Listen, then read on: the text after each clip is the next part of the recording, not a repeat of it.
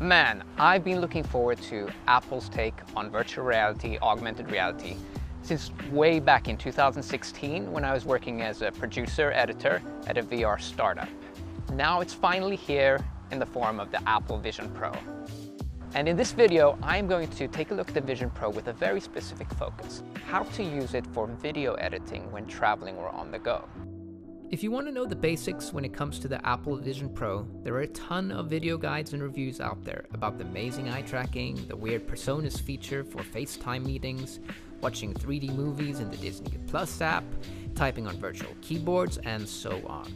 But this is all about using the Vision Pro for video editing while traveling or on location at a shoot without compromising your edit bay or home office setup too much. Alright, let's dive into the world of spatial computing.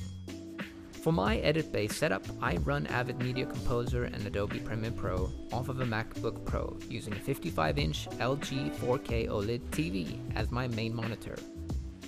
The first major drawback is that the Vision Pro will only provide a virtual monitor for an Apple computer. If you have a PC, you are out of luck. No real surprise there, but I just wanted to point this out. You will need an Apple computer running OS 14 Sonoma or higher, and your Mac and Vision Pro need to be connected to the same Wi-Fi network. To launch your virtual monitor, simply stare at your Apple computer and a Connect tab will pop up above it. Pinch your fingers together to select, and your virtual monitor will appear above your computer screen, which will go black.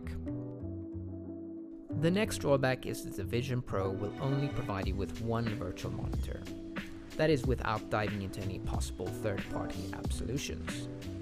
And this may at first seem like a deal breaker to many of you who use multiple monitor setups, but keep watching and you'll see why this really isn't much of an issue.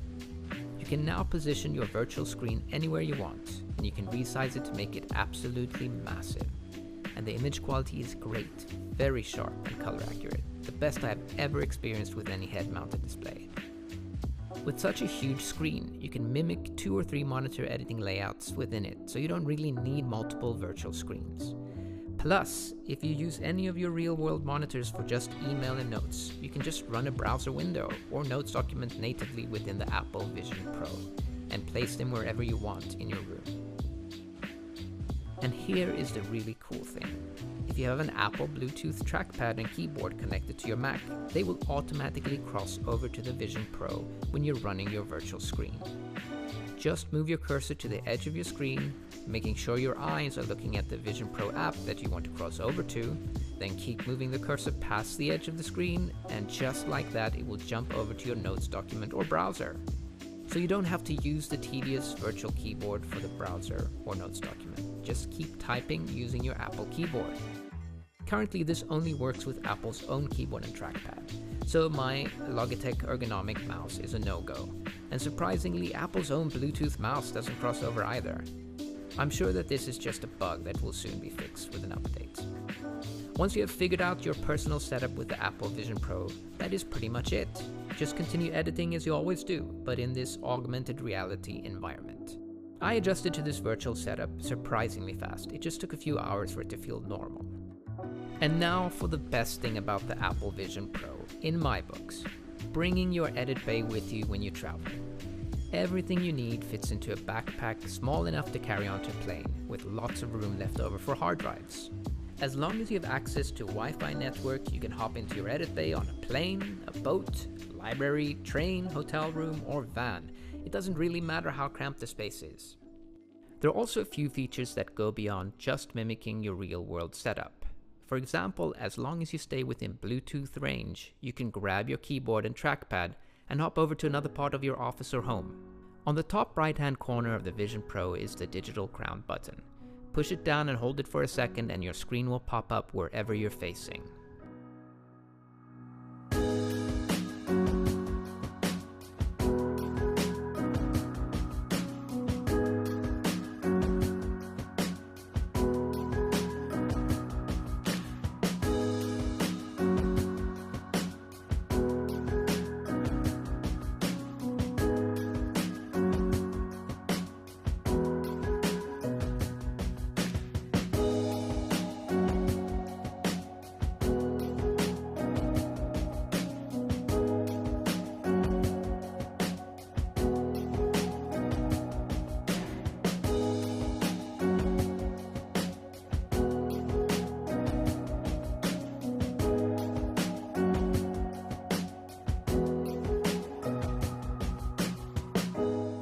how about this?